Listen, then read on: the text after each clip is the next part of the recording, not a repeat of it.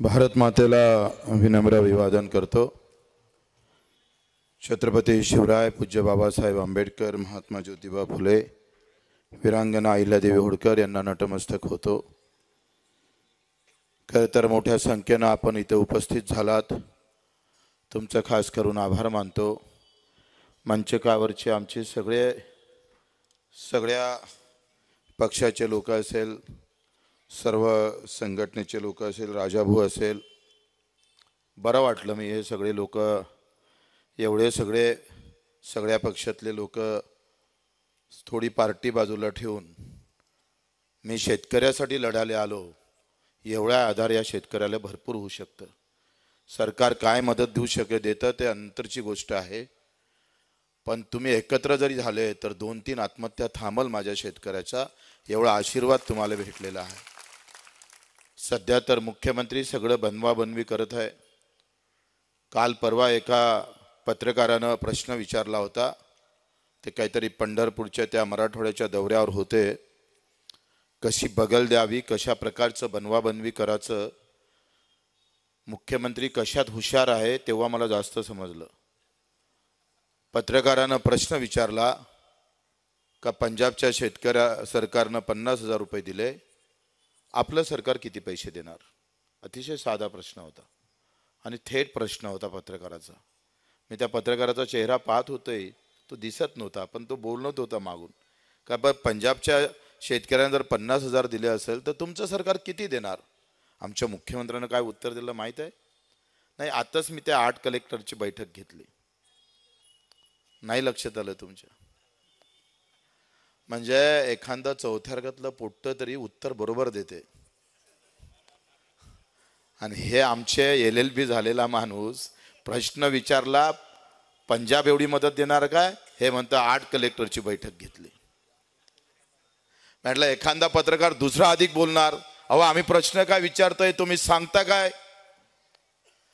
किती चतुराई आहे लक्षात घ्या। ही चतुराई राजकारणासाठी वापरली असती तर कदाचित आम्हाला बरं वाटलं असतं देवेंद्रजी, पण तुम्ही हे चतुराई ज्या शेतकऱ्यासाठी वापरली ना, तो शेतकरी तुम्हाला खड्ड्यात घातल्याशिवाय राहणार नाही सांगतो। अरे कोणासोबत जो पाण्यात बुडताय त्याच्यासोबत चतुराई करताय? अशा प्रकारचं वागत असणार? अरे आम्ही पाहतोय इथे पाऊस, त्या शेतामध्ये फक्त पाणी दिसतं रे, पाण्याशिवाय दुसरं काहीच दिसत नाही।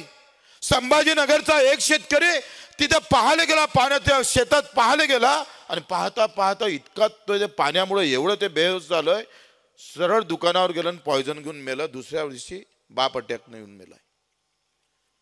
तो धीर का सोडताय याचं लक्षात घाला। आमच्या अजितदादा म्हणते पैशाचं सोंग येत नाही। टीव्हीवरच्या बातम्या, सत्ताधाऱ्याचा एक शब्द सांगा मला का तो धीर देणारा राहिला काय? तर पैशाचं सोंग येत नाही दादा। अजितदादा सारखा माणूस पैशाचं सोंग येत नाही, आणि तुम्ही किती सोंग केले महाराष्ट्रात? अरे सूर्योदय व्हायच्या अगोदर तुम्ही शपथविधीला तयार होते, कोणतं सोंग घेऊन होते? आणि आता सोंग जमत नाही तर मग राहता का ले पदावर? आम्ही सांगतोय एका 15 दिवसात सत्ता सोडा, कर्जमाफी देऊ आणि 50,000 एकरी मदतही देऊ, एवढी ताकद आहे। एवढं बजेट मोठं आहे आमच्या सरकारचं। 7.5 लाख कोटीच्या बजेटमध्ये तुम्ही आम्हाला दिले किती? 9,000 कोटी रुपये। तेलंगणाचे आम्ही पाहतोय 3,500 कोटीचं बजेट आहे, तिथं 3.5 लाख कोटीचं बजेट आहे, त्यांनी 45,000 कोटी रुपये दिले। केरळवाल्यानं 3.5 लाख कोटीच्या बजेटमध्ये, 2.5 कोटीच्या बजेटमध्ये तिथं 55,000 कोटी रुपये शेतकऱ्यासाठी ठेवले, आणि आमच्या सरकारनं फक्त 9,000 कोटी रुपये ठेवले। एवढं कमी? इकडे बजेट आमचं जास्त आणि तरतूद मात्र कमी। त्या पंजाबच्या शेतकऱ्याचं सरकारचं बजेट 2.5 लाख कोटीचं आहे, आणि त्यांनी 50,000 रुपये दिले। NDRF शिवाय दुसरी कुठलीही मदत राज्य सरकार देणार नाही। 2019 मध्ये 6,500 रुपये दिले होते कोरडवाहू शेतकऱ्याला, 6,800 रुपये। आताही तेवढीच देताय तुम्ही? काय लॉजिक काय ते सांगा ना तुम्ही, काय तर्क आहे? तुम्ही एवढे कमी पैसे देताय, मग सांगितलं पाहिजे समजून का 2019ची महागाई आताची महागाई सारखी आहे। तेव्हा बियाणं सारखं होतं, खत सारखं होतं, म्हणून आम्ही पैसे तेवढेच देतोय. अरे 2019 मध्ये जर तेवढेच पैसे देत असाल आणि आताही पूरग्रस्ताला तेवढेच पैसे देत असाल तर मग त्याच्यातून अर्थ काय समजायचा? आम्ही किती लबाड बोलायचे. उद्धव साहेबांना मुख्यमंत्री असताना यांनी ओला दुष्काळ जाहीर करा असं पत्र पाठवलं आणि आता म्हणते कायद्यात ओला दुष्काळाचा शब्द नाही. आपत्ती व्यवस्थापन कायदा 2005 असा म्हणतं. 48 केंद्रासाठी वापरतो आपण कलम आणि 46 कलम आम्ही राज्यासाठी वापरतोय. आणि राज्याला असं म्हटलं आहे का कुठलाही दुष्काळ पडत असन तर त्याचं स्वातंत्र्य त्या राज्याला कलम 46 नुसार दिलेलं आहे. मग ते आपत्तीग्रस्त म्हणा किंवा ओला दुष्काळ म्हणा, म्हणजे तुम्ही जेव्हा मागणी केली तेव्हा ओला दुष्काळाची मागणी केली आणि आता तुम्ही सांगता ओला दुष्काळ कायद्याच्या शब्दातच येत नाही, कुठं असं कधी जाहीरच झाला नाही. मग तेव्हा तुम्ही जे मागणी केली ते देवाभाऊ आणि आता मुख्यमंत्री आहे ते देवाभाऊ. कोणते देवाभाऊ खरे समजा? हे त्याचे भूत होय का पहिले त्याचे हे याचे त्याचे ते भूत होते? समजतच नाही यार. हा मुख्यमंत्री एवढं लबाड कसं काय बोलतो समजत नाही. किती लबाड बोलाव. 7-12 कोरा कोरा म्हणणारा मुख्यमंत्री दुष्काळ पडल्यावर दिवस म्हणतोय. आणि आम्ही इतके बेनशीब लोक आहे. मला वाटलं हे जेव्हा बोलत होते म्हणजे उमेश राव, मी त्याचं भाषण ऐकत होतोय का दुष्काळ पडल्यावर आम्ही उद्या जर दुष्काळ पडला तर मग कर्जमाफी आताही द्यायची नंतरही द्यायची. म्हटलं याचा शब्द खरा नाही झाला पाहिजे. म्हणजे महाराष्ट्रातला मुख्यमंत्री दुष्काळ पडायची वाट पाहतं कर्जमाफीसाठी, योगायोगानं दुष्काळ पडतंय. केवढा करंटेपणा आहे रे. म्हणजे आम्ही दुष्काळ पडू नये याची प्रार्थना करतोय आणि आमचं मुख्यमंत्री म्हणतोय दुष्काळ पडल्यावर कर्जमाफी देऊ. म्हणजे माणूस मेल्यावर त्याला कर्ज माफ होईल. एवढे लोक कसे काय येतं? हे कुठली प्रभू रामचंद्राचे भक्त आहे? ते म्हणतात ना मुंह में राम और बगल में सुरी. ही त्याच्यातली लोक आहे हो. कुठं शेतकऱ्याचं भलं झालं? कुठल्याही पक्षाचं असू द्या, काँग्रेस असू दे, राष्ट्रवादी असू दे, कोणी असू दे, माझं एक म्हणणं आहे ज्या पद्धतीनं आत्ता उभे राहिले तेव्हा शेतकऱ्यासाठी सत्ता कोणाची असू दे, पक्ष बाजूला, शेतकरी आमच्या होटातही असला पाहिजे आणि हृदयात सुद्धा असला पाहिजे, तर आणि तरच भलं होऊ शकतं. आज आम्हाला पाहतोय चौफेर घेरल्या जातंय.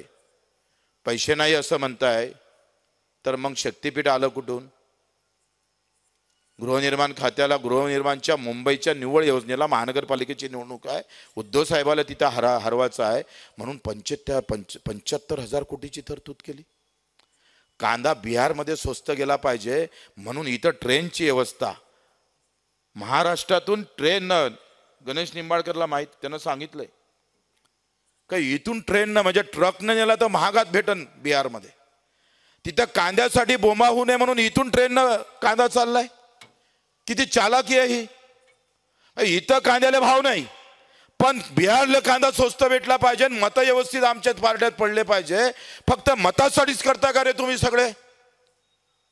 हे कसे नालायक आहे. म्हणजे लग्न करायचं पण फक्त हुंड्यासाठी, बाकी बायको कामाची नाही. अशी हे भाजपची औलाद आहे साली. म्हणजे प्रत्येक गोष्टीत राजकारण करणार तुम्ही. जे मोदीजी त्या यवतमाळच्या पहिल्या सभेमध्ये चहा पे चर्चावर मोदीजी जे बोलत होते ते काय बोलत होते माहिती आहे का? जेव्हा पंतप्रधान व्हायच्या अगोदर त्यांनी आम्हाला कापूस उत्पादक शेतकऱ्याला शपथ दिली होती. तिथल्या एका सरपंचानं प्रश्न विचारला होता का आमच्या कापसाला भाव भेटत नाही मोदीजी. यवतमाळ सगळ्यात जास्त कापूस आणि सगळ्यात क्वालिटीचा कापूस यवतमाळचा शेतकरी पिकवतो. काय म्हटलं होतं मोदीनं? मोदीजीनं असं म्हटलं होतं का कापसाचा धागा, धाग्याचा कापड आणि कापडाचं गारमेंट आम्ही विदेशात पाठवू आणि माझ्या शेतकऱ्याला जहां कपास पैदा होता है वही हम कारखाना खडे कर देंगे. काय झालं हो? म्हणजे आमचा कापड विदेशात तर पाठवलाच नाही, ट्रम्पच्या एका कॉलवर विदेशातला 25 लाख गाठी तुमच्या छाताळ्यावरून बसलेला आहे. 11% आयात कर कमी करून. किती लबाड बोलायचंय? तुम्ही तेल आयात करताय, तुम्ही डाळ आयात करताय, तुम्ही कापूस आयात करताय आणि विदेशीचा स्वदेशीचा नारा करताय. किती भुरळ पाडतोय लक्षात घ्या. एका हातानं स्वदेशीचा नारा आवाज द्यायचा आणि दुसऱ्या हातानं आम्ही पाहतो विदेशातल्या सगळ्या वस्तू आमच्या छाताड्यावर येऊन मारायच्या. एका ते म्हणतो ना कलम कसाई 11% जर आयात कर कमी झाला नसता तर कापसाचा येणं आमच्याकडे कमी झालं असतं. आमचं जर कापूस कमी आला असता तर आम्ही सांगतोय कापसाचा भाव बाजारात मध्ये किमान 7,500 ते 7,000 राहिला असता. आज काय भाव आहे का कापसाचे? 5 ते 6 हजाराच्या खेळा मधात खेळताय. आता 3,000 आहे, कुठे 4,000 आहे. एका क्विंटल माग म्हणजे कापसाच्या भावाची शिफारस झाली 11,000 रुपये पर क्विंटलची 15% नफ्यानं. हे आम्ही शिफारस केली नाही, राज्य सरकारनं केली. राज्याचा कृषी मूल्य आयोग आहे, जे पटेल आहे ते सगळे भाडेतट्टूच आहे. तो बीजेपीचा पाशा पटेल, तो त्यानं शिफारस केली का 15% जर नफा घ्यायचा असेल तर किमान कापसाले 11,000 रुपये भाव भेटला पाहिजे. आणि केंद्र सरकारनं या 11,000च्या शिफारशीनंतर केंद्रानं जे भाव जाहीर केले ते 8,110 रुपये आहे. 3,000चा फरक आहे. म्हणजे 15% नफा जर तुम्हाला लागत असेल तर 11,000 रुपये कापसाले भाव भेटल्याशिवाय 15% नफा भेटत नाही. हे काळ्या दगडावरची पांढरी रेष आहे. आता तो कापूस जर केंद्रानं 8,000 रुपये 8,100 रुपयानं जर जाहीर केला असेल तर 20% घाट्यानं विकावं लागतं का नाही विकावं लागत? हा घाट्याचा सौदा हमी भावामध्ये आहे, लक्षात घ्या. सरकार घाट्याचा भाव जाहीर करतंय. एका क्विंटल मागं 3,000 गेले. मी मोदीजीला पत्र लिहिलं का मोदीजी तुम्ही चहा विकत होते ना, मग तो चहा विकत होते तर त्या चार्ट मध्ये किती टक्के नफा घ्यायचे मोदीजी तुम्ही सांगा एकदा लोकांना कि मैं जहां चहा बेचता था वो इतना मुनाफा लेता था. अरे एक इतकुशा कपामध्ये तुम्ही अर्ध पाणी टाकत होते मोदीजी, त्याच्यात अर्ध दूध टाकत होते, मग थोडीशी चहा पत्ती टाकत होते, थोडी साखर टाकत होते आणि खालून त्याला स्टोव लावत होते. झालं, संपलं ना तुमचा सगळा धंदा. 100% नफ्यानं चहा विकला मोदीजी आणि आम्हाला 15% नफ्यानं भाव भेटत नाही. भाई और बहिणो, आवाज तर असा राहायचा त्या निवडणुकीच्या काळात असं वाटतं मोदीजीला अलिंगन घेऊन 2-3 मुके घ्याव. भाई और बहनों, किसान के भी अच्छे दिन आएंगे. दोनोंही भाई गायब आहे. बहीण कुठं लपली पताच नाही. त्या लाडक्या बहिणीला दिले 1,500 आणि एका क्विंटल कापसामध्ये लुटलं 3,000नं. 7,000 आणि 5,000 पकडलं तर 5,000ची लूट आहे. लाडक्या बहिणीला 1,500 दिले आणि इकडे क्विंटलला माग 5,000नं लुटलं. एका क्विंटल मध्ये 3 लाडक्या बहिणी होते. भावाला लुटायचं आणि बहिणीला द्यायचं. बरं, एवढे बहादर झाले, हे एवढे बदमाश आहे. चंगू मेंगूची गँग बरी होती, त्याच्यापेक्षा डेंजर आहे. यांनी त्या निवडणुकीच्या काळात 3 महिन्याचे पैसे लाडक्या बहिणीच्या खात्यात टाकले. 3 महिन्याचे पैसा नव्हता तेव्हा, पण कर्ज काढून टाकले. मग आता तेव्हा पैसा आम्ही पाहतो त्या लाडक्या बहिणीला जे पैसे दिले ते तिची परिस्थिती पाहून दिले नाही. तुम्हाला मत पाहिजे होतं. आज आम्ही फसलो आहे तर पैशाचं सोंग कसं करावं? मग लाडक्या बहिणीच्यावर जे सोंग केलं दादा ते आता कर. नाही जमत असेल तर आठवण करून येतो. या जिल्ह्यातले 3 आमदार आहे, 3 मंत्री आहे आणि केळी काय भावानं विकावं लागते आम्हाला? आणि बोर्डाचे भाव काय आहे? ते गुलाबराव म्हणतंय गावात येऊन दाखवा. मी गावात गेलतोय ते म्हणते आता वेशेवरून परत गेले. मी पाहुणचार करून ठेवला होता म्हणजे काय भाकर गिकर खानदेशी. मी त्यांना सांगितलं कर्जमाफी झाली का विदर्भाचा ठेचा घेऊन येतो आणि भाकर घेऊन येतो, एकत्र खाऊ आले आपण. म्हणजे हे गुलाबराव पक्षप्रेमापोटी आणि त्या पदाच्या पोटी उद्या असे नाही म्हणावते ना का आता कापसाले भाव नाही, तुमच्या केळीले भाव नाही, गुलाब लावत जा, एवढंच सांगायचं राहिलंय. हे कमळवाल्याच्या याच्यात हा गुलाब बरा दिसन ना. संकट मोचन पुऱ्या महाराष्ट्राच्या इथंच आणि केळीसाठी यायचं कुठंच दिसत नाही. अरे एखादी बयाबायाचा तर हनुमानजी होणार राजा. मागून ढुंगणा मागून एक शेपटी लावून टाक, उडून फिर तरी ते भाव तरी वाढन. हे सगळे आम्ही पाहतोय, हे सगळे पक्षाचे पिलांटू आहे. पद भेटलं म्हणजे संपला विषय. हा जो विषय हा आरोपाचा विषय नाही आहे. पण लाज वाटायला पाहिजे तुम्हाला का आज केळी उत्पादक शेतकरी मरत असताना कापूस उत्पादक शेतकरी सुद्धा त्याच लाईनीवर उभा आहे. मक्याचं तेच आहे. 3000 रुपये भावाची शिफारस केली, 2400 रुपये भावाचा तुम्ही जाहीर करताय. शिफारस होतं 3000चे, सरकार जाहीर करतं 2400 रुपये. सगळ्या ऐकून आम्हाला मारल्या जातं. पैसे नाही असं म्हणत असाल तर ते कुठं पूर्ण खरं नाही. पण याला दोषी सुद्धा आम्हीच आहोत. मी सरकारले दोषी नाही मानत. किती कामाला लुटलं पाहिजे हो, त्याची काही हद पाहिजे. हद आहे का नाही आहे. रोज 15 ते 20 आत्महत्या होतं भाऊ. तुमच्या जळगाव जिल्ह्यातही 200-250. आता मी दादाला विचारलं तर 200-250 आत्महत्या जळगाव जिल्ह्याच्या आहे. 200 लोक दंगलीत कधी मेले असन का हो. स्वातंत्र्याच्या लढ्यातही एवढे गेले नसन तेवढे या व्यवस्थेनं मारलं आम्हाला. पण मला तुम्हाला प्रश्न करायचे आहे, तुम्हाला चीड काऊन येत. काय चीड येत नाही तुम्हाला. राग नावाची गोष्ट विसरले का तुम्ही. संताप नाही, राग नाही, चीड नाही, कुठल्या प्रकारचा निषेध नाही. पक्षाच्या झेंड्याखाली सगळं पचून घ्यायचं, पक्षाची गुलामी स्वीकारायची. आम्ही सगळेजण इथंच अटकलोय. काही लोक जातीत अटकले, काही लोक धर्मात अटकले, काही पक्षात अटकले. एका जिल्हा परिषदच्या तिकीटसाठी हे जर लोक आम्हाला गुलाम करत असन तर लाथ मारा त्या कार्यकर्त्याला. शेतकरी म्हणून जगा हे सांगायला आलो मी तुम्हाला. आम्ही शेतकरी म्हणून जगता आलं पाहिजे. ऑफर तर आम्हाला आहे, आम्हाला जाता नाही येत. पण टीव्हीवरचा धिंगाणा जर पाहिला तर जाती धर्माशिवाय दिसते कुठं. काल रामदास कदमन परब भांडले. काय फायदा होऊन महाराष्ट्राला मला माहित नाही. आणि त्याच्या अगोदर पळळकरन जयंत दाखवले. सकाळी ओबीसी, दुपारी मराठा, नंतर दलित, नंतर मुस्लिम. आय लव्ह मोहम्मद, संपला विषय. मीडिया सुद्धा तुमच्या बाजूने आहे का पहा. तुम्ही सकाळचे पेपर वाचा, तुम्ही आम्ही पाहतो त्या मीडियातल्या बातम्या पहा, किती टक्के आमच्या बाजूने छापल्या जातोय. एकूण सर्वेक्षण जर केलं तर 10% सुद्धा शेतकऱ्याच्या व्यथा मीडियामध्ये येत नाही. मी तुम्हाला नाही म्हणत, तुम्ही सामान्य पत्रकार हे आमच्या शेतकऱ्याचेच मुलं आहे. पण मीडिया अर्ध्या अधिक अदानी अंबानीच्या हातात गेला का नाही गेला सांगा बरं. सगळ्या व्यवस्था तुमच्या तोडून टाकल्या आहे भाऊ. मी त्या परबमध्ये आम्ही परभणीला गेलो. सचिन जाधव नावाचा एका शेतकऱ्यानं आत्महत्या केली. मी मुद्दामून सांगतोय, नेहमी सांगतोय.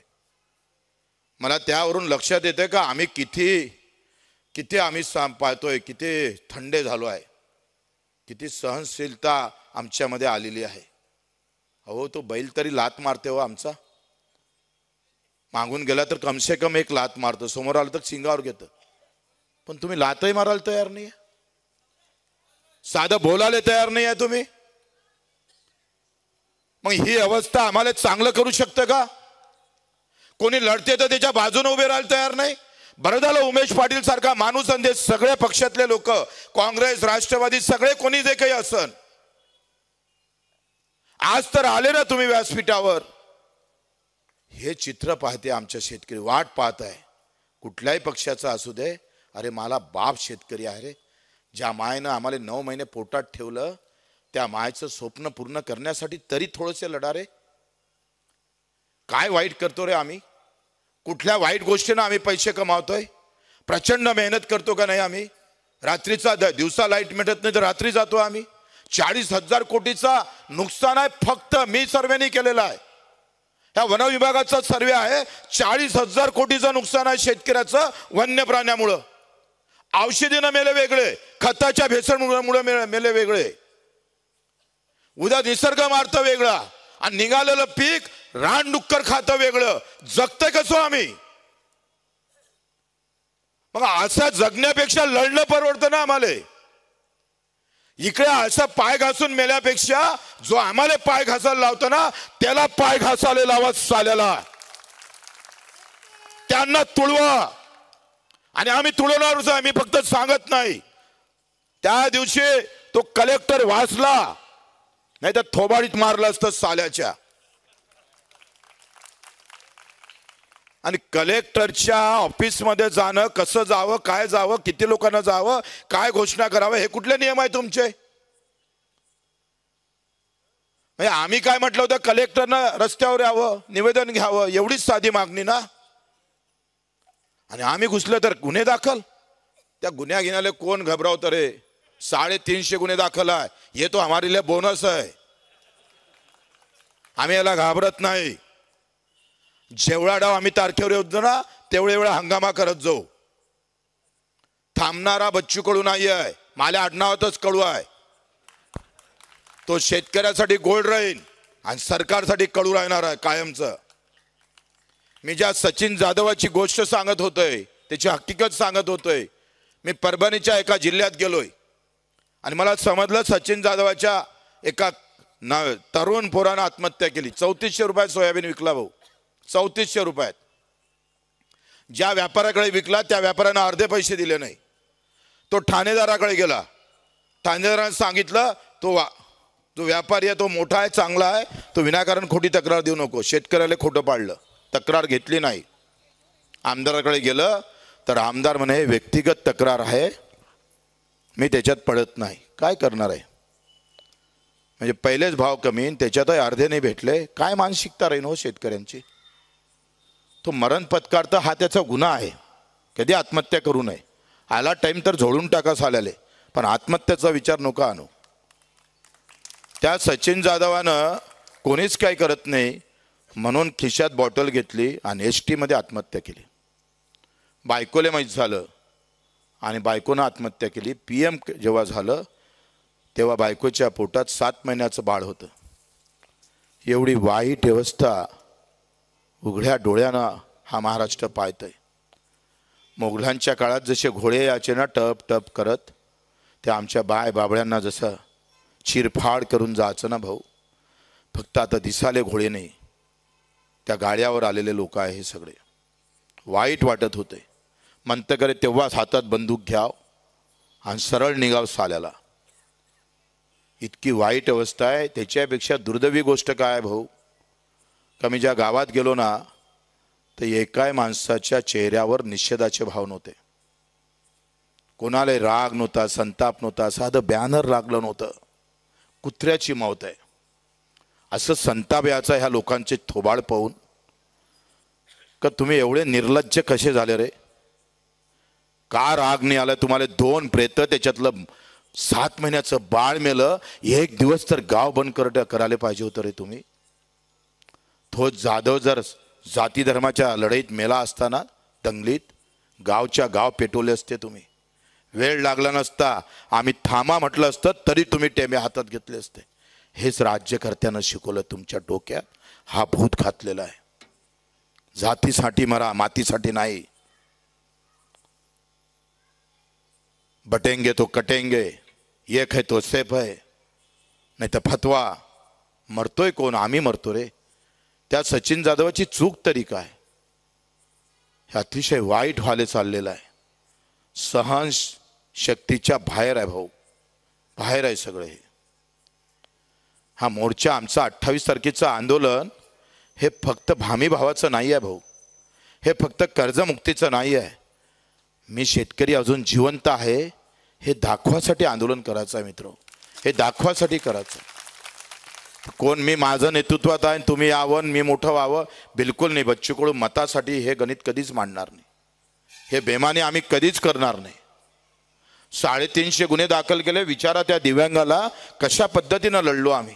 ज्या सभागृहामध्ये 1 लक्षवेधी दिव्यांगाची नव्हती, त्या सभागृहामध्ये बच्चू कडूनं 8 लक्षवेध्या मांडल्या. प्रत्येक भाषणात बच्चू कडू दिव्यांग आणत होता, शेतकरी आणत होता. त्या मंत्र्याचं घर घेरलं आम्ही. राम मोघे नावाचा मंत्री होता, त्याच्या घरात आम्ही 2 दिवस थांबलो भाऊ. आम्ही घरात घुसलो, मंत्री गायब. मला पृथ्वीराज चव्हाणचा फोन आला, म्हणे मी मीटिंग करतोय. म्हटलं ते मीटिंग मला सांगू नका. बाजूनच तुमचं घर आहे, तुमच्या घरात घुसल्याशिवाय राहणार नाही. अरे ज्याला 2 पाय नाही, हात नाही, डोळे नाही, कानाला ऐकायला येत नाही, तो दीपस्तंभामध्ये तो महाजन किती मेहनत करतोय. मी त्याचं पाहून आलोय. अरे पोटातल्या बाळाला जशी निसर्गाने ती माय जपतं ना, तसं ते दिव्यांगांना जपतंय. आणि आमचं सरकार पाय नसणाऱ्यांसाठी आंदोलन करावं लागतं या देशामध्ये. एवढी वाईट अवस्था हो.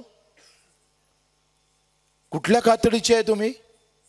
काही तर गोष्टी बगर आंदोलनाच्या झाल्या पाहिजे का नाही झाल्या पाहिजे? ही मानसिकता संपली आहे.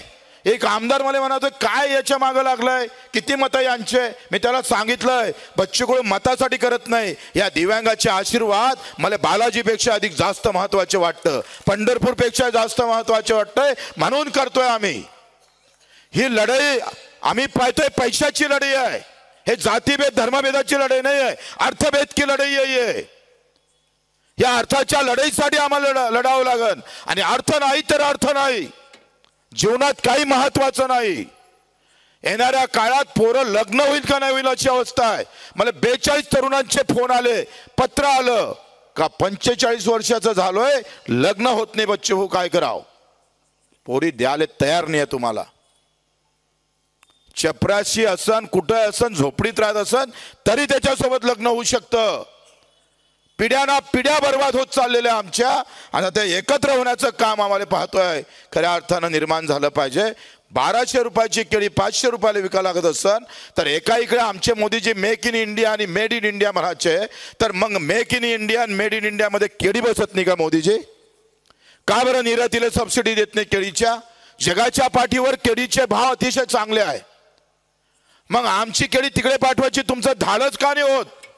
का केळी खाल्ल्यानं मरते का कोणी नाही खाल्लं तर?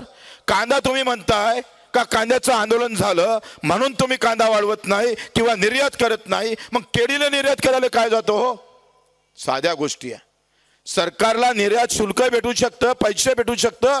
2022-23 मध्ये कांद्या निर्यातीमध्ये 42,000 कोटी भेटले सरकारला, त्याच्यातले 28,000 कोटी व्यापाऱ्याला भेटले. 2,000 कोटी सरकारच्या तिजोरीत जमा झाले. म्हणजे तुमच्या खिशाला एक खडकूचा खर्च न लागता फक्त धोरणं आखा लागते, तरी सरकार ते करत नाही. आमचे खासदार बोलत नाही, आमचे आमदार बोलत नाही. मंत्रीपद म्हणजे झालं, सगळं संपलं तुमचं, आणि तुम्ही त्याला बोलत नाही. एक तरी शेतकरी सांगा बरं, कुठलाही राजकारणी जेव्हा मत मागायला आला तेव्हा कोणं म्हटलं का कापसाले भाव देतो द्या मग मत मारतो म्हणून? एवढं तरी तोंड उघडलं का आमचं कधी? आम्ही बोलतच नाही. निवडणुकीतला हा मुद्दा झाला पाहिजे. निवडणूक या मुद्द्यावर लढल्या गेली पाहिजे. या मुद्द्यावर आम्ही मतदान मारलं पाहिजे, कोणत्याही पार्टीचा राहे. पण मुद्दे सोडून बोलत असाल तर हक्काची लढाई संपलेली असेल तुमची. आम्ही बोलून काही होणार नाही. लढून लढून लढणारा थकन, जसे शरद जोशीच्या घर संसार उद्ध्वस्त होऊन हाती काहीच आलं नाही. किती लढले शरद जोशी, विदेशातून आले, तिथल्या 2.5-3 लाखाची नोकरी सोडली, घर संसारावर सगळं आम्ही पाहतोय उघड्यावर टाकला, रक्त बांबळ झाले आयुष्यामध्ये, आणि पत्नीनं आत्महत्या केली. आणि त्या शरद जोशीले आम्ही लोकांना विधानसभेत पाडलं का नाही पाडलं हो? फक्त जोशी होते म्हणूनच पाडलं ना तुम्ही? तुमच्या जातीचा नव्हता ना तो. आम्हाला जात प्रिय झाली भाऊ, धर्म प्रिय झाला, असू दे ते पार्टी प्रिय असू दे, पण ह्या पार्टीतले झेंडे आणि धर्माच्या रंगाचे झेंडे, निळा असू दे, भगवा असू दे, का हिरवा असू दे, का पिवळा असू दे, का अधिक कुठला असू दे, कुठल्याही निशाणीचे झेंडे असू दे, तो झेंडा जो निघतं ना भाऊ, त्या झेंड्याचा जो कापड बनतं ना, तो कापड, त्या कापडाला लागणारा कापूस जो आहे ना, तो मला बाप शेतकरी पिकवतो, एवढं लक्षात असू दे. तो पांढऱ्या रंगाचा कापूस अनेक रंगात जरी विभागून टाकत असन तर माझा बेरंग होऊन देऊ नका. आम्ही सगळे बेरंगी झालेलो. एका रंगानं उठा, एकत्र व्हा, शेतकरी म्हणून जगा. ज्या दिवशी शेतकरी म्हणून जगान त्या दिवशी बच्चू कडूची गरज राहणार नाही. मी नेहमी पत्रकार मला विचारतंय, तुमच्या आंदोलनानं भाषणानं सरकार तालावर येईन काय? म्हटलं बिलकुल येणार नाही. मैं अकेले की ताकद इतनी नहीं है. पण मला आत्मविश्वास आहे, माझा शेतकरी जर पेटून उठला तर सरकार एका दिवसात तालावर आल्याशिवाय राहत नाही. कारण संख्या आमची जास्त आहे हो, संख्या आमची जास्त आहे हिंदुस्थानामध्ये. जगाच्या पाठीवर शेतकरी नाही म्हटलं तरी 60% आहे. ज्याची संख्या जास्त आहे त्यालाच लुटल्या जात आहे. म्हणजे जंगलातल्या हरणावर जसा वार करताना वाघ, तसं सत्तेवाले वार करतंय आमच्या शेतकऱ्यावर. हरण हत्तीवर वार करताना फार विचार करतंय वाघ, वाघ हत्तीवर वार करत नाही सहसा, तो व्यापारी झाला जंगलातला. हरणाच्या व्यवस्थेत आम्ही येऊन बसलोय. एकानं यावं आणि लुटून लुटून लचके लचके तोडून त्याला खावं. कुठली व्यवस्था चांगली झाली विचारा 3 मंत्र्याला. कुठलं हॉस्पिटल चांगलं आहे म्हणून? एका बेडवर दोघायला झोपा लागत नाही. शाळेत जाव तर आम्ही सामान्य माणसाची शाळा राहिले. सगळ्या श्रीमंताचे पोरं तालुक्यावर जिल्ह्यावर तिकडे मुंबईवर नाही तर जपानला, आणि आमचे पोरं जिथं शिक्षण भेटत नाही त्या शाळेतच मरतं का नाही मरत? ही विषामता वाढत चाललेली आहे. तुमच्या डोळ्यासमोर आणते तो जातीभेद, तुमच्या डोळ्यासमोर आणते तो धर्मभेद. कभी मस्जिद और मंदिर की लड़ाई आगे लेके आते हो, लेकिन एजुकेशन हमारा गायब हुआ, उसके लिए कोई लड़ता नहीं. सांगून तुम्हाला पटत नाही. तुम्हाला पटन कधी? तोच विचार आमच्या मनात येते. काय बोललं म्हणजे तुम्हाला पटन, काय केलं म्हणजे तुम्ही हे सगळे एकत्र व्हाल. राजकारणाच्या पलीकडे जाऊन शेतकऱ्याला पाहता आलं पाहिजे, माझ्या मजुराला पाहता आलं पाहिजे, माझ्या मेंढपाळाला, माझा मच्छीमार असन, माझा दिव्यांग असन, जे फॅक्टरीमध्ये काम करणारे कामगार असन. आज जे मुंबई गिंबई त्या पुण्यात दिसतं ना फॅक्टरीमध्ये, ते सगळे शेतकऱ्याचे पोरं आहे.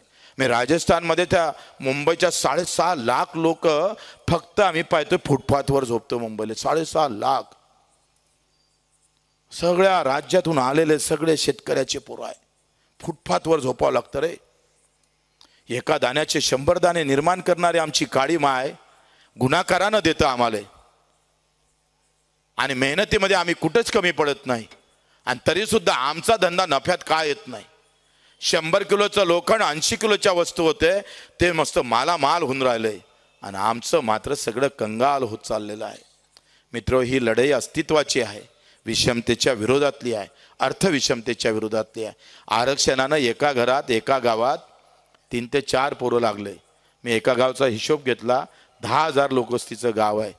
आरक्षण पाहिजेच, त्याची लढाई तुम्ही लढत बसा, आम्हाला त्याचं काही लेनदेन नाही. पण त्या 15 ते 10 हजाराच्या गावात मी विचारलं का तुमच्या गावातले पोरं 75व्या वर्षामध्ये किती लागले? तर म्हणजे 10-15 लागले. असं अधिक 75 वर्षामध्ये अधिक 10-15 लागेल. 30 लोकांचंच भलं होणार का नाही होणार? 1000 ते 2000 लोकवस्तीच्या गावामध्ये 75 वर्षामध्ये 3च लोक, 30 लोकांच्याच घरचे, 15 लोकांच्याच घरचे लोक नोकरीवर लागले. मला आत्मविश्वास आहे, शेतीच्या प्रश्नातच आमची श्रीमंती लपलेली आहे, आमचं जगणं लपलेलं आहे. शेतीच्या प्रश्नातच आम्ही सगळं काही पार करू शकतोय. माझ्या कापसाला जर 15,000 रुपये भाव भेटला, सोयाबीनला 10,000 रुपये भाव भेटला, आणि आमची केळी सांगतोय किमान 2 ते 3 हजारावर गेली, तर अख्खं गाव सुखी करण्याची ताकद या प्रश्नामध्ये लपलेली आहे. याचा अर्थ आरक्षण सोडा असं म्हणत नाही आम्ही, पण आम्ही सुखी कुठं होतं हे तर ध्यानात घेतलं पाहिजे का नाही? तेवढी तर डोकं लावलं पाहिजे का नाही? सरकार कोणाचंही असू दे, काँग्रेस असू दे का भाजपा असू दे का कोणाचंही असू दे. स्वामीनाथन आयोग 2004 मध्ये स्थापित झाला, 6 मध्ये रिपोर्ट दिला. आणि स्वामीनाथननं काय म्हटलं शेवटचं सांगतोय. स्वामीनाथन काय म्हणत होते? फार चांगले शब्द बोलले स्वामीनाथन. उत्पादन जितना जरूरत है उससे ज़्यादा उत्पन्न की जरूरत है. उत्पन्न म्हणजे काय? उत्पादनाचे पैसे किती खिशात आले. आमच्या खिशात उत्पादन करून जर पैसेच कमी येत असेल तर उत्पादनाला अर्थ काय आहे? बंडीभर कापूस न्यायचा तर ट्रॉलीभर नेत असेल आणि पैसे बंडीभर एवढेच भेटत असेल तर त्याचं काय करायचं आम्ही? हे काटेमारी आत्ता मुख्यमंत्री बोलले सभे त्या नगरच्या, का आम्ही जे साखर कारखानेवाले जे काटेमारी मारतो ना त्यांना पाहून घेऊ, कारण त्यांना 25 लाख यांना दिले नाही. अहो मुख्यमंत्री, तुम्ही साखर कारखानदाराचे काटेमारी पाहताय, तुम्ही आमच्या शेतकऱ्याला किती काटे मारताय ते मोजून सांगू तुम्हाला? सांगू? बजेटमधला किती हिस्सा आम्हाला देता, किती काटा मारताय तुम्ही? ते अमित शाह म्हणत होते ये तीनों भी बनिया है. मी नहीं म्हणत. एकनाथ शिंदे जी और हमारे अजीत दादा पवार जी, हमारे देवेंद्र जी, ये तीनों भी बनिया है. बोले बनिया.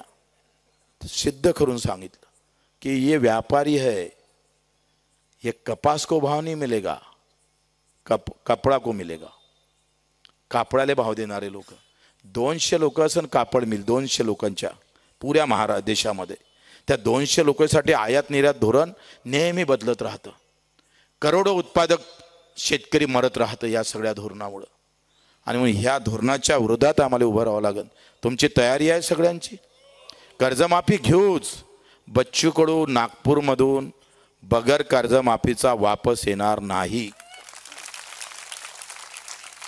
आमचा जीव जरी गेला ना तिथं, तर त्या रक्तातूनही कर्जमाफीची मागणी सडकीवर लिहिल्या जाईल. तुम्ही तिथं यावं हे आमंत्रण द्याले आम्ही इथं आलोय. इतक्या दुरून आलोय. साधं लग्न जरी असलं तरी एवढे लोक सहज येतात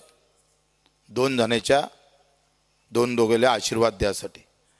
करोडो शेतकऱ्याच्या आशीर्वादासाठी तुम्हाला नागपूरला यायचं आहे. कदाचित आपण सर्व लोक 2-3 दिवसाच्या हिशोबानं यायचं आहे. तुम्ही म्हणाल पेंडॉलची व्यवस्था आहे का, राहण्याची व्यवस्था आहे का? मा काही पोराचं लग्न नाही आहे. जशी व्यवस्था राहीन तसं राहावं लागेल. बगर पैशाचा गेम आहे. तुम्ही म्हणाल भाऊ आता बच्चू कडू मंत्री होता, थोडंसं नाही आलो बोंडा तर कचोरी तरी भेटन, तर तो काही व्यवस्था नाही आहे. आम्हाला इमानदारीनं यावं लागेल. हे आपल्या अस्तित्वासाठी यावं लागेल. आणि मला हमखास विश्वास आहे आपल्यावर. पंजाबच्या शेतकऱ्यानं ही लढाई जिंकली भाऊ. मला गर्व आहे त्या पंजाबच्या शेतकऱ्यांना. भगतसिंगासारखे लढले आमचे पंजाबचे शेतकरी. 13 महिने रस्त्यावर होते. 13 महिने कोणी हालत नव्हता. 750 लोक जाग्यावर मेले तरी हल्ला नाही पंजाबचा शेतकरी. कुठल्या जिगरचे बनले असं माहीत नाही. आम्ही तर 2 घंटे लेट आलो असतो तर अर्धे लोक गायब झाले असते. या मानसिकतेनं लढाई नाही जिंकल्या जात, बिलकुल नाही. आम्ही लढाव का नाही लढाव असे प्रश्नचिन्ह निर्माण होते. मोदीजी म्हणत होते कायद्यातला एक शब्दही मागे घेतला जाणार नाही. पण पहिल्यांदा मोदी झुकले ते पंजाबच्या शेतकऱ्याच्या समोर. गर्व वाटतं त्या लोकांचं. तो अभिमान घेऊन जगावं वाटतं आम्हाला. आणि आपल्याकडून अपेक्षा करतोय का आपण सुद्धा तोच हा महाराष्ट्र, छत्रपती शिवरायांचा महाराष्ट्र, महात्मा फुल्यांचा महाराष्ट्र, अहिल्यादेवींचा महाराष्ट्र अधिक ताकदीनं लढला पाहिजे. देशाला उदाहरण म्हणून समोर आला पाहिजे. शेतकरी म्हणून लढता आलं पाहिजे. एका कवीनं म्हटलं आहे कि अगर धरती पर का कोई भगवान है तो मेरा किसान है. चारों तरफ दिखता है, चारों तरफ दिखता है. कोई खाता है तो मेरे भरोसे, कोई जीता है तो मेरे भरोसे, कोई पहनता है तो भी मेरे भरोसे. असा आमचा शेतकरी आहे. त्याचे चारही म्हणजे आयुष्यातल्या 4ही गोष्टी त्याच्या पूर्ण झाल्या पाहिजे. माझ्याही शेतकऱ्याला गाडीनं फिरता आलं पाहिजे रे. त्याचाही बंगला झाला पाहिजे. तोही आनंदानं जगला पाहिजे. ज्या मायनं कष्ट केले त्याच्या चेहऱ्यावर आनंद पाहायचा आहे, याच्यासाठी आमची ही तयारी आहे. म्हणून आपण सर्वांनी 28 तारखेला उमेश भाऊ सगळे आमच्या सगळ्या कार्यकर्त्यांचं आभार मानतोय. तुम्ही कुठलाही पक्ष, माझ्यासारखा बगर पक्षातला माणूस, मला कुठलं पक्ष, आणि मला ते तुम्ही नेतृत्व दिलं, तुम्ही मला बोलावलं आणि आपण एवढ्या संख्येनं आलात, हे मोठं मन दाखवलं, त्याबद्दल आपले आभार. मी तर म्हणतो कोण नेतृत्व घ्यावं, बच्चू कडू सैनिक म्हणून शेवटपर्यंत लढायला तयार आहे. कारण आमच्या बापाची लढाई आहे, ते जिगरीनं लढू. आपण सर्वांनी 28 तारखेला यायचं आहे भाऊ. जय हिंद, जय महाराष्ट्र. एबीपी माझा, उघडा डोळे बघा नीट.